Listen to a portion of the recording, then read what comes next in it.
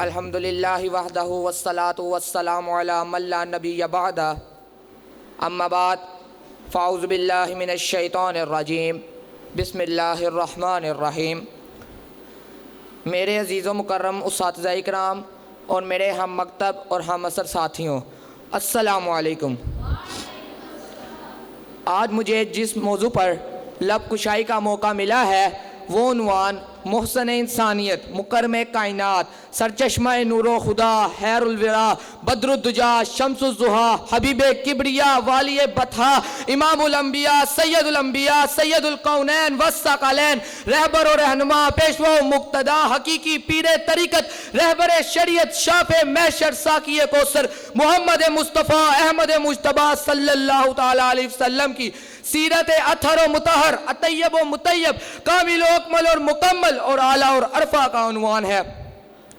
عزیزان من، پیغمبر اعظم کی سیرت کو سامنے رکھتے ہوئے میں ورطہ حیرت میں گم تھا، تذبذب خیالات میں گرا یہ سوچ رہا تھا کہ ہادی و مہدی کی زندگی کا وہ کون سا گوشہ بیان کروں، عبادت بیان کروں، تجارت بیان کروں، سیاست بیان کروں، جہاد بیان کروں، اخلاق و کردار بیان کروں، گفتار بیان کروں، چال ڈھال بیان کروں یا حسن و جمال بیان کروں، کیونکہ میرے نبی کریم صلی اللہ تعالیٰ علیہ وسلم کی عبادت اعلیٰ، تجارت اعلیٰ، جہاد اعلیٰ، سیاست اعلیٰ، حسن و جمال اعلیٰ، گفتار اعلیٰ، اخلاق و کردار اعلیٰ۔ عزیزان من، آئیے ایک نقشہ کھینچے دیتا ہوں۔ مکہ میں ایک دور یہ بھی ہے جب نبی کریم صلی اللہ تعالیٰ علیہ وسلم کی ذات کو ستایا جا رہا ہے، مارا جا رہا ہے، کوئی زبان سے زخم پہنچاتا ہے تو کوئی ہاتھ سے تکلیف دے رہا ہے، کوئی گالی دیتا ہے، کوئی تانے کستا ہے، کوئی الزام تراشی کرتا ہے تو کوئی پتھر مار رہا ہے، کوئی ہاتھ پھینک رہا ہے تو کوئی اوجریاں پھینک رہا ہے۔ لیکن اس طرف دیکھیں، حلیمہ کے حلم سے پرورش پانے والے کی زبان پہ کیا الفاظ جاری ہیں؟ اللہم اہد قومی فإنہم لا یؤمنون، اے اللہ میری قوم کو ہدایت دے، یہ جانتے نہیں۔ حضرات، دور بدلا، تاریخ نے ورق پلٹا۔ آج پیغمبر اسلام نبی کریم صلی اللہ تعالیٰ علیہ وسلم فاتح مکہ کی حیثیت سے بیت اللہ کے سامنے کھڑے ہیں اور یہی تکلیفیں دینے والے سر جھکائے امن کے درخواستگار ہیں۔ آج پھر آمینہ کے بطن سے امن کی گود میں امان پانے والے کی زبان حرکت میں آتی ہے۔ کیا فرمایا؟ پروانہ امن جاری کر دیا، لا تثریب علیکم اليوم، آج تم سے کوئی بات پرس نہیں، آج تم سب امان میں ہو۔ سرمایہ حیات ہے سیرت رسول کی، فلاح کائنات ہے سیرت رسول کی، سرمایہ حیات ہے سیرت رسول کی، فلاح کائنات ہے سیرت رسول کی۔ بنجر دلوں کو آپ نے سہراب کر دیا، بنجر دلوں کو آپ نے سہراب کر دیا، ایک چشمہ صفات ہے سیرت رسول کی۔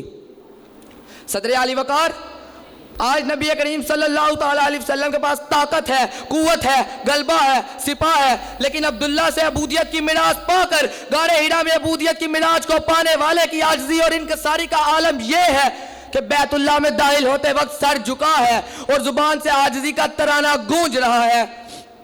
وہ ایک نعت لکھنے والے نے کیا خوب لکھا ہے، میری نگاہوں میں ججتا نہیں کوئی، میری نگاہوں میں ججتا نہیں کوئی، جیسے ہے میرے آقا ویسا ہے نہیں کوئی۔